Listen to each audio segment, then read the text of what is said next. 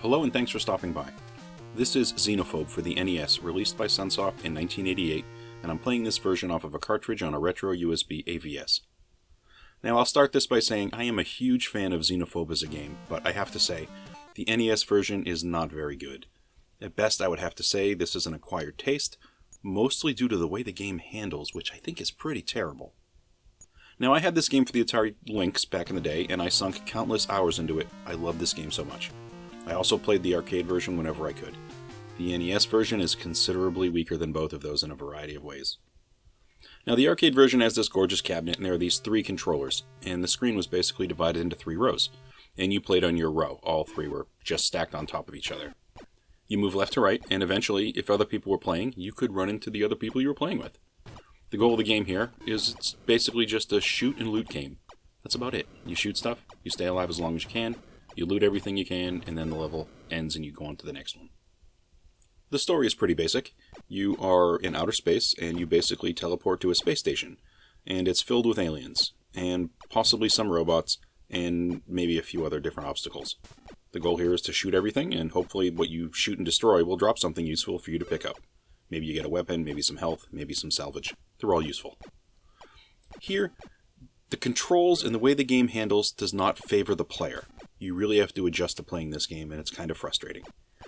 So we have 2 buttons on the NES controller. A button is on the outside of the controller, and the B button is a little closer on the inside. What's the most important button in this game? Unfortunately, it's the B button, because this is how you fire your weapon, and that's something you have to do all the time.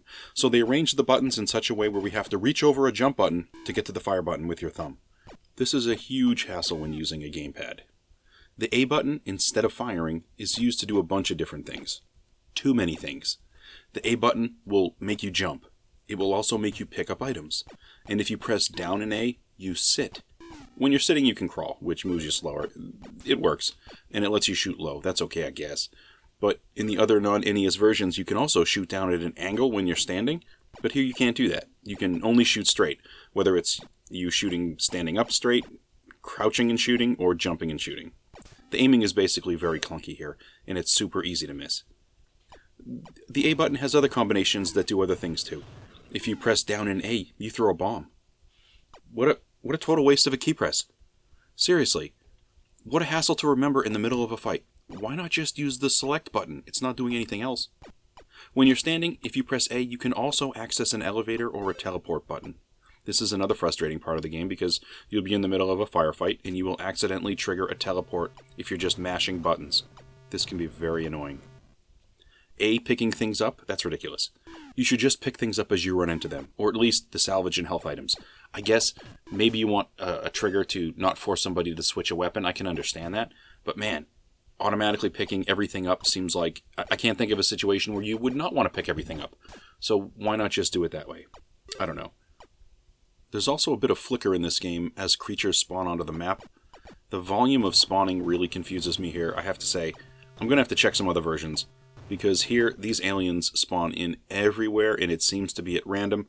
And in prior versions that I played, I seem to remember systematically clearing all the aliens out of a map screen, one after the other. Here we're talking level 1, and I have no idea how to clear a map, because things keep spawning everywhere, and I can't find a meter anywhere to tell me how many aliens are left in the level. I know the Atari Lynx version would have a computer in the background of some of the screens, and it would just have a number that told you how many Xenos were left in the level. But we don't get anything like that on the NES version. Not that I can find anyway. That's kind of a bummer, I think. My biggest frustration, I guess, overall, probably, I know that the button presses are frustrating for me, and the handling is kind of odd, but I think the biggest hurdle, especially early on, is probably the starting gun. It's mostly useless. I'm guessing this is the catalyst for my overall feeling of the game, because it just fires so slow. Too slow. I know there are upgraded weapons that you can pick up as you advance throughout the game that are much better than this, but with the starting weapon, killing a basic alien is really slow. It's tedious and it's frustrating. And this game has knockback, and the knockback takes time getting used to. I know knockback is part of a Xenophobe game in general. This has been in every version I've seen. You get hit by an alien, you sprawl out, or you get bounced backwards. I get it. But this version seems even more clunky in this regard. You can have an alien on top of you. You're shooting him, and the alien will knock you back through a doorway. which causes the next screen to load. If you then move back into the room you were just knocked out of, it's possible the alien won't be there anymore. It's very annoying. So this game constantly has you jumping when you don't want to, or trying extra hard to aim and shoot to try to shoot and kill an alien. But I think the biggest hurdle in the game, especially early on, that I see is the gun. If you had a more powerful weapon early on, it would alleviate some of this frustration. Ultimately, I find this to be the type of game where you want to take it slow. You want to do, one room at a time, clearing it out as you go, and moving on to be thorough. You're going to have a really tough time doing that with the starting gun, and it's unknown when you're going to be able to find an upgrade. Xenophobe was always a button masher type of game for me, and although I've been playing it solo here, I can understand that it's probably the type of game that would be better with a friend.